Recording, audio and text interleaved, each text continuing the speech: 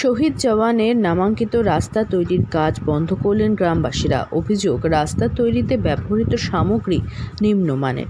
শহীদের নামাঙ্কিত রাস্তার এই পরিস্থিতি সহ্য করতে পারছেন না এলাকাবাসীরা, যার কারণেই কাজ বন্ধ করে দিয়েছেন তারা। আমরা কাজ বন্ধ করার মেন উদ্দেশ্য হচ্ছে আমাদের এখানে যে কাজ আছে দুই সাইড এরা কতটুকু ধরা আছে, কি ধরা আছে সেটা আমাদের পুরা ক্লিয়ার করে বলতেছে না। এখনো এস্টিমেট বোর্ড লাগানো হয়নি। কাজের সিস্টেম কি আমরা চাচ্ছি আমাদেরকে কাজ শিডিউল দেখানো হোক, শিডিউল দেখে কাজ করা হোক। ওই জায়গায় কয়েক জায়গায় বান বানছে এরা পাথরের দুই সাইডের রাস্তার, কিন্তু বানটা এতটাই নিচু বানছে যেটা রাস্তার থেকে অর্ধেক হয়ে গেছে। কি করে এটা হয়? রাস্তার লেভেল হওয়া উচিত বানটা, সেটা হয়নি। এবং কালভার্ট করতেছে এরা, কালভার্টে কোনো রড ছাড়া কালভার্ট হচ্ছে, যে কালভার্টটা নদীর সাথে সংযুক্ত, সে নদীর জল ভিতরে ঢুকতেছে জমিতে, জমির জল আবার কত সময় নদীতে পড়তেছে, সেই জায়গায় একটা কালভার্ট হচ্ছে রড ছাড়া। এটা কি করে মানা যায়? এটা এর আগে বিপুল রায় স্মরণীয় রোড করছিল, আমাদের শহীদ বিপুল রায়, ওনার স্মরণে এই রাস্তাটা উৎসর্গ করা হয়েছে।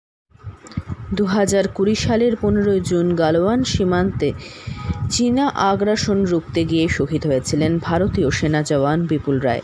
তাকে ভুলে যাননি এলাকাবাসীরা, যার কারণে তার নামে রাস্তার নামকরণ হয়েছিল এলাকায়। এই রাস্তা তৈরির কাজ শুরু হয়েছিল মহাকাল চৌপতি থেকে গদাধর ব্রিজ পর্যন্ত। শহীদ বিপুল রায় রোডের কাজ শুরু হওয়ার পর নিম্নমানের কাজের অভিযোগ তুলে কাজ বন্ধ করে দিলেন শহীদ বিপুল রায়ের ভাই বকুল রায় সহ এলাকার বাসিন্দারা। নিম্নমানের কাজ করা হচ্ছে রাস্তায়, অভিযোগ এমনটাই। কি কাজ হবে জনগণ তা জানেন না। কালভার্ট বানানো হচ্ছে রড ছাড়াই। তাছাড়া রাস্তার দুপাশে পাথরের বাঁধ দেওয়া হচ্ছে খুবই ছোট মাপের পাথর দিয়ে, এবং যার উচ্চতা খুবই কম। গত কয়েকদিন ধরেই নিম্নমানের কাজের অভিযোগ করছিলেন এলাকার বাসিন্দারা। ঠিকাদারকে কাজের মান উন্নত করার কথাও বলেছিলেন তারা। এরপর কোনো সাড়া পাননি এলাকাবাসীরা।